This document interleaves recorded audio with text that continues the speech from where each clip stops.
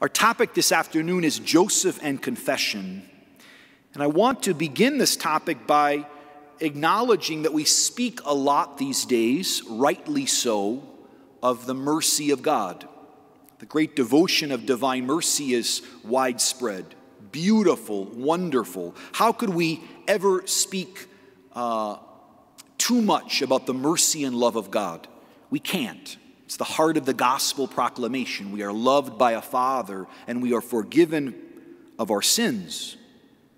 But because we speak about this mercy, I think, so much, it can become cheap.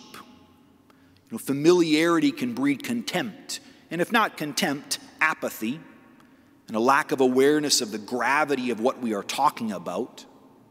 I think it's one of the spiritual maladies of our day, is a lack of awareness of the gravity of sin and the price of mercy.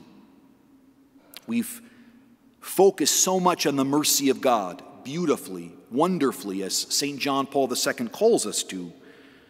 But in this hyper-focus, again, acknowledging one can at no time be truly hyper-focused on the mercy of God, but there's a distortion about its ease and about its the price of that mercy.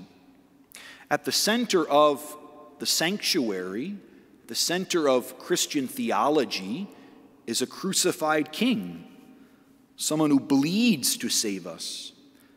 And this should open our eyes to the gravity of our sins, that it required the God-man to die. Things have to be profoundly warped and deeply perverse to require the death of Jesus to save us. And I think it would behoove us to think about that more often as we meditate upon the image of the crucified. This is the price of my sin, the death of the innocent, one who lays down his life for the sheep.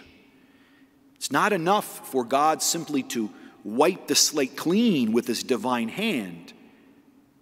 The malady is so deep and so deformed, it requires his own Son to die and to dive into the earth, to bring it rebirth from the center, from the place of destruction. So let's remember that this mercy that is so beautiful and so wonderful has been bought with a great price. It is not cheap grace. There is no cheap mercy. Salvation that is offered to the Christian is a salvation that is bought by the blood of the Lamb.